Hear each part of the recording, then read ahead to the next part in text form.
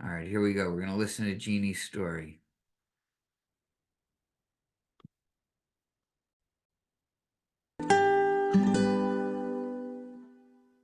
Jeannie Assante, serial entrepreneur. I got started in business because my husband died so many years ago when my children were very young. I found that working for somebody else was not conducive to being a single mom, so I started searching. I didn't mind working if I was sick. I didn't mind going in if I was having a challenging day. But when something was going on with one of my kids, I wanted to be off, and I didn't want to hear that I couldn't take off. There were a lot of challenges with that. In many arenas, a guy who runs a business just wants his work done, and he doesn't really care what's going on in your personal life. A lot of times when I went for a job, I found that being a woman, especially as a single parent, they really shied away from hiring me, even though I had proven my record to get my work done. Maybe not as conventionally as they wanted it done, but I got it done. Maybe I wasn't in the office 5 days a week, 12 hours a day. Maybe I didn't give up holidays and weekends. Maybe my son's birthday was more important than getting whatever you want me to get out that morning. But I got it out that morning. I just did it overnight. But it just wasn't what they wanted. It didn't matter if it was a man or a woman. Women were even harder than the men to work for because they felt they had something to prove being a boss. So I realized really quickly that working for somebody else wasn't making me happy. Happy was never in the equation because we weren't taught that we had to be happy when we work. We just had to make money. But I realized really quickly that my kids were going to miss out on a lot and I was going to miss out on a lot. So how do we go forward with this? Getting married was one of the choices. Find a nice guy who's willing to take on your kids and you work part-time to take care of whatever incidentals because that's what they did back in the day. But then you were miserable and your kids were miserable. At the same time, that made a big difference at work because I seemed single. Because I didn't bring anyone around and the wives were very upset because there was a single woman among the mix. So that made it even harder for me to work. I said, I'm not doing this. So I opened up a daycare. I started taking care of other people's children because it was something I could do without training. I was already trained for it. I had a daycare for a very, very long time. The challenge with that was that I was working somebody else's schedule. If they couldn't take off work, I couldn't take off work. I had licensing, insurance, all kinds of crazy things. I was only allowed a certain number of kids. I was limited with my income unless I opened up a major daycare, and now you're talking more money. In the turmoil of all that happening and the craziness of all that happening, I tried different businesses as well. I had a trucking company, and at one time I ran actually 20-some trucks. I had a man in the front of that business because I wasn't allowed in the door. Something went wrong. A guy stole one of my trucks. Now we had to go looking for the truck with the product in it. Well, guess who had to show up? Because I was the owner of the trucks. When they found out there was a woman, that was a problem. I was actually told when I walked into the office that I'm a woman and I need to be barefoot and pregnant and chained to a stove, not in this business. That only made me want to do business more because I'm that kind of person that says, if you're not going to let me do this, now I have to do it. Not only did I have to do it, but I had to succeed at it. So I did it for a very long time. But it took a lot of my time, 12 to 14 hours a day, 7 days a week, and my goal was just to spend more time with my kids, not less. I ended up selling that business, which was great. I made some nice capital. I was able to sustain myself for a little bit. I went back to waitressing because that's what I did for a really long time. It was easy money for me. I knew how to do it. I worked overnight. I was home during the day with my kids. Again, I was working for somebody else. In the restaurant business, back in the day as a waitress, especially if you're single, you will kind of pray to the owner. They always had a cot downstairs. If you didn't want to visit, you probably didn't have a job for much longer if you said no. I can't tell you how many times I said no and how many times I was fired. This was not the life I wanted to lead anymore, so I started a different business. Mary Kay was one of them. I became very, very successful, made a lot of money, and I was able to work my own hours, which was fantastic. I got a free car every 2 years. I'd get a new car and I didn't have to pay insurance. I ended up buying a house in the midst of it, which was really great. I couldn't do that before because I was too busy working. Then I realized that if a good portion of the world went broke and they couldn't pay for makeup, that would be a problem for me. So I said I need to find something else to do. I found many other things to do, kind of off the cuff, and they worked for a little while. Then, of course, they don't work after a while, and I ran by the seat of my pants. That's when I became like a bull in the china cabinet. What can I do to make money? I've got to feed my kids and keep going. I did mortgages for a while. They had their big boom before they had the crash. I still have my Mary Kay today. I'm so happy because I built a strong customer base, which is one of my good points. Then somebody said to me that I can sell solar. And I was like, I don't know anything about solar. I don't want to sell solar. I don't want to go to school to learn about this stuff. I really didn't have to. I learned on the job, which was great, and I became extremely successful. I was one of the top people selling in the company of SunPower, which is huge, one of the top 5%. It's a worldwide company. They kept trying to get me to work for corporate, and I kept saying, listen, you don't want me to work for a corporate man. You're going to lose a good person because it's not my thing. I stayed in my own little world and ultimately ended up with my own company, which I still have today. I've been doing that for over 12 years. I started doing something else in between because I found that having multiple streams of income was a smart way to go as a single person. What if something happened to me? I fell or hurt myself in an accident. I'd be in really big trouble if I didn't have some sort of residual income coming in. Everything was by sales. If I didn't sell, I didn't make money. I decided to join this company called American Communication Network, ACN, the company that they told me that I could get residual income. Now, the reason that I really got excited about it was because it reminded me of Mary Kay. But with that product, there was no product to sell. There was no wishing that somebody needed skincare, but everybody still needs their essential services. There's no question that people are going to use gas and electricity for the rest of their lives. There's no question that people are going to use the TV and internet for the rest of their lives, and their cell phones. I said, if I can make money on these products, and even just tap a small market of the people that I know, because I have a big referral source, then I would do okay. And I'm doing okay, which is really amazing. This money comes in no matter what happens every single month, thank God. When COVID hit, everything I had shut down except for that. That actually raised and started making more money. It didn't cover all my bills, but it did cover a good portion. I didn't have to dip into my savings account as much as I thought. I opened up an Airbnb. Now that was quite by accident. All my children moved out. Like I said, a lot of my things are by accident. They just happened to come into my direction and I just kind of run with it. My house was always empty. I feel like it's just a waste of space, but I don't want to downsize. I like to have space. I said I'm going to get myself a roommate, but my friend just had the roommate of nightmares. She said, I just started doing Airbnb. When you rent your apartment or your house or a room in your house like you would if it was a hotel. I thought about it for a very short period of time. I ran it by my kids, just because I run everything by them, the way they run everything by me. They said to me, you're crazy. You're going to have strangers come into your house. I ended up doing it. I loved it. I met people from all over the world, and I keep in touch with a lot of them. A lot of them return when they come back, every year. I have a lot of nurses and doctors, traveling nurses and traveling doctors. I realized really quickly that I live right by the hospital, and it was a perfect scenario. Its really big influx of referrals and returnees is really great for me. I've got a nice little business. During COVID, the nurses and doctors became so important.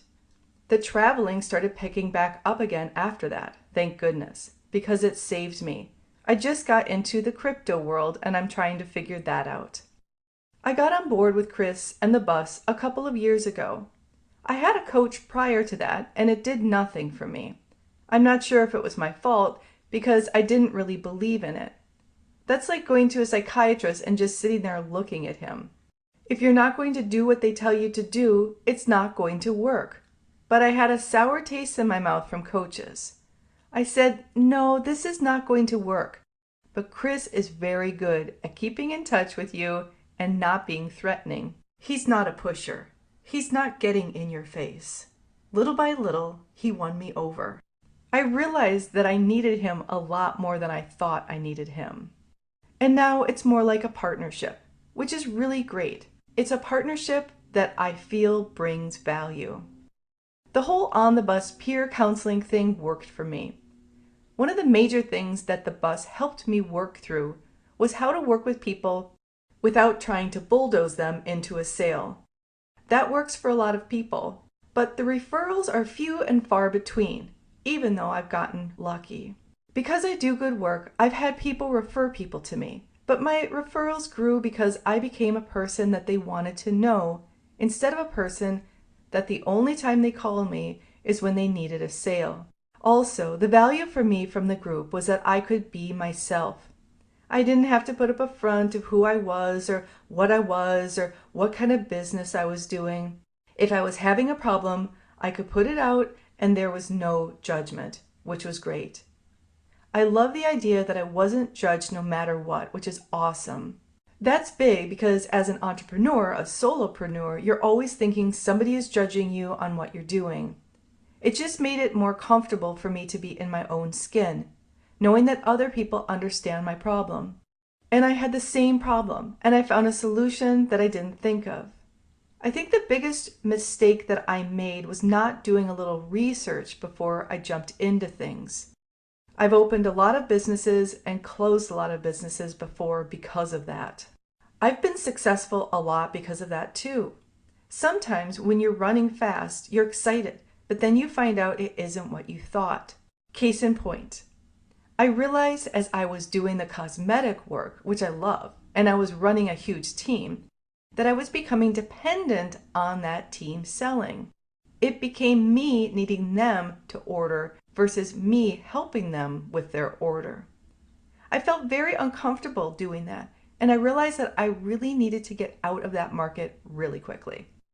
I learned to be not such a bull in the china cabinet, not to be so forceful, and not to be so needy on the sale. It'll come, and have faith in the fact that it's going to come. If you just put in the work, it's going to happen.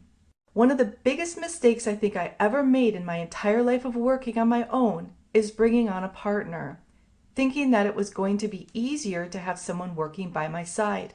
The reason that I found that to be a challenge is because I found that my work ethic and somebody else's work ethic are never going to match, so I was never going to be happy. Either you have to learn to compromise, which a lot of solopreneurs cannot do, or you have to just work by yourself, which is what I love to do.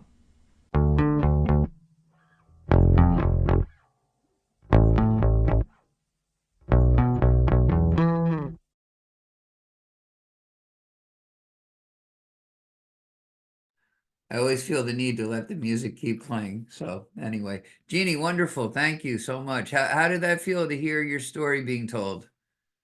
Surreal. Is that the first It's time just, you've heard it on Audible? yes, that's the first time I've heard it. I read it a few times, but hearing it and just listening to it is just so like, I can't believe I went through all that. And that's just a touch. That's just, you Yeah, know, so I like tried to 13 count minutes of my story. Huh? I tried to count the number of jobs in there and I wrote them down. We've got 1, 2, 3, 4, 5, 6, 7, 8, 9, 10 on top of what you're doing now. Yeah, So you've got quite the track record, quite the history. Did you yeah. recognize the voice? Do you know who that was? Heather. That's right. Yeah, that's Heather. She I does. wish it was me. She has a very nice voice, actually. Yeah. So David, you know Jeannie for a while. It's your first time hearing her story, right? Well, I've read it. I didn't actually hear it. Okay. Well, what do you think? Any takeaways? Anything that you could identify with? Um, well, I mean, it just the spirit of entrepreneurialism. She seemed like she was uh, she was bit with an entrepreneurial bug. She cannot work a regular job anymore. Kind of like what happened to me. Well, I think I was kind of always that way. I think I got bit with the bug early on, even when I was working. I really wasn't 100% there. That sounds like that's kind of the same thing what happened with Jeannie. Yeah, the other guys don't know me, but you two do. And you guys know I tell you all the time that, we're unemployable. And Jeannie's an example of that. She can't have a boss. She can't ask permission to do stuff. She's a ready, fire, aim entrepreneur, right? She has an idea, she's going to go for it right away. And it's hard to extinguish that kind of passion. And being a coach and working with her, yeah, I noticed Jeannie no longer comes to me before doing something, and it's more afterwards. And she'll say, we started another business, because she knows I might want to take a look at it first. But passion can get the best of us, and it works out for some and not for all. Ryan, so you know Jeannie a little bit. What do you think hearing her story? Well, first off, that was amazing. Thank you for inviting me, Jeannie. I enjoyed that. So yeah, I've known Jeannie for a little over a year, and one of the first things I got to know about her is just very no nonsense, straight to the point. And as soon as I heard that someone stole a truck from her, I'm like, that's not going to end well for that person. So that was the first thing I took out of it. But yeah, I mean, I know she got a very tough exterior, but also a great heart, and I'm honored that I know her. Very Thank nice. you. Tom, are you there or no? You're on a call or something? All right, Frank, what do you think? You know Jeannie a little bit, right? Yeah, definitely. It was great to hear her story, learn about all the businesses. Definitely has done a lot of things. I loved the offer to go to corporate, and you just turned it away. So that gave me a little bit of a giggle, because just Jeannie's her own person. She runs with it, and she's not going to take no, yes, whatever it is. She's not going to take the answer. She's going to make her own path, and you can't do that in the corporate world. So I just got a real giggle out of that one. I agree. Giovanna, you know Jeannie as well. What do you think hearing that? Yes, we've known each other a long time. Actually, I'm like thinking a lot of those things that she lived through, I did too. And every time I went to get a job, I was like, this gives me the heebie-jeebies. It's like so uncomfortable. I didn't like answering to other people. And so here I am again in an entrepreneurial role. So I completely identify with her, and I was in the same boat, single mom. So we shared our stories in face-to-faces, but we need to do another one, Jeannie. Set it up, girlfriend. Information's in the Thanks chat. for inviting me. I'm so happy that I couldn't find the link. That's why I sent a message. Yeah. Thank All right, you. so any takeaways, anything that people might be doing differently hearing her story? Any inspiration? Roll with the punches. Make You it know? happen. Yeah. That's what I heard. Whatever comes up, fiance- there's going to be something there. My fiance is in a lot of like women's only groups, and she's had kind of the same, a lot of some struggles growing up, like where Jeannie said, oh, where's the owner? And she comes in, it's like, well, there's no way that could be the owner. It just kind of, sometimes we don't realize the struggles that the other side has sometimes, and kind of nice to hear that. I hear the stories from my fiance all the time, about how she has to work sometimes twice as hard just to get to the same spot. So, Jeannie, you're an absolute inspiration. Keep on trucking. Oh, thank you. So Thank you what I very much. hear also with Jeannie is that she's fearless, and doubt doesn't come into her mind that these things are going to succeed, right? And she knows that going in, because she's going to make it happen. And that's impressive to have that kind of courage. I find a lot of people can get paralysis by analysis. That's not her. Mm-mm. Mm-mm. All right. No. Any other thoughts or comments? Just one thing that I'll add that I realized really young, I think I was about 8 or 9 years old, maybe even younger, that when I was in school and I was selling the candy bars, how I loved the idea that, and first of all, I couldn't sell the candy bars right away because my mom, we just didn't have money. So, you have to lay the money out for the candy bar because the school was kind of thinking they weren't going to get it, right? And so I made a deal. I went to the principal and I made a deal with the principal that if he gives me one box at a time and I bring back the money for the box, he'll give me another box.